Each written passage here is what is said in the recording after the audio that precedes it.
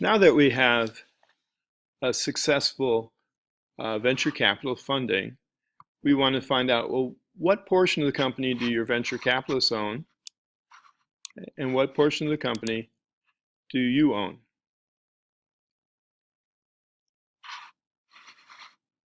And so here's an example that we'll work through together, and then you'll do it for your own company with the checks that you got.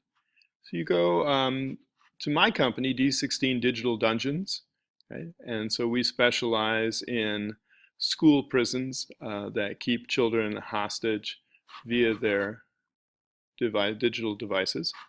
And so we had considerable interest, and you'll see here that we had several funds that invested in us. Now, the thing is we don't really have too much in terms of buildings or products to sell, but we do have our idea of how to keep children hostage, and we have our name, and we have some recognition, so people know who D16 is. So you try and place a value on that, and so that's what we're going to call our retained share of the company. And we're going to say that all of that, our name, our reputation, and the idea are worth $1 million. And normally you would have had to tell the venture capitalists in advance how much you were going to, of the company you wanted to keep for yourself. Okay. So let's make a pie chart with this. Okay, so I'm going to click on Forward Investments, that cell, and then use Shift and the arrow keys to highlight.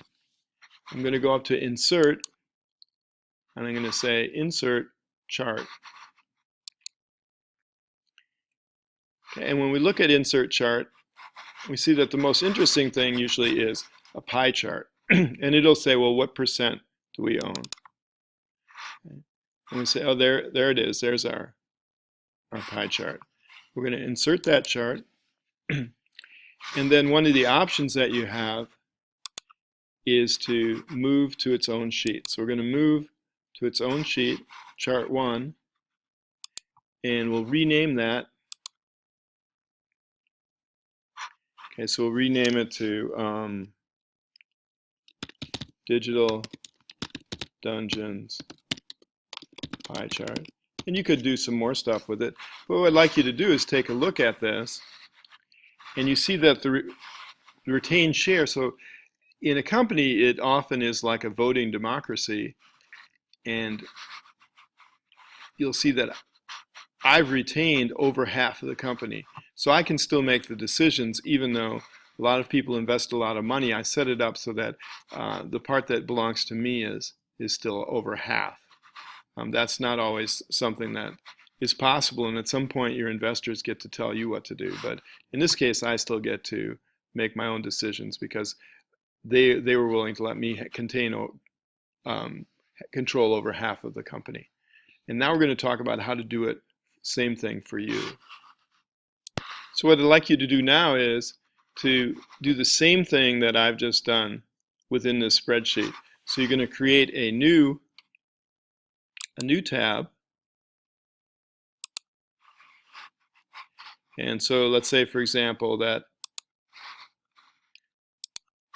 you had sweet treats. So you'll create a new tab with sweet treats. And then within that, do the same thing. So say, okay, here's put the name of your company. And then for each investment, so company 1, put the amount of money, how much did they invest? The investment company 1, 100,000. Okay, and then do your companies. So the exact same thing that I did, just use your checks. So read off how much was on each one. But then also, so you can do that again, and then have your retained share. How much of the company do you want to keep? So you could let the investors control. You could just do $10,000, okay, and give them most of the control. Or you could say give $1 million to yourself. Say I got most of the control. Then highlight these and do your insert chart down here, and put that chart on a different page. Okay, so that's what I'd like you to do for this assignment. Thank you.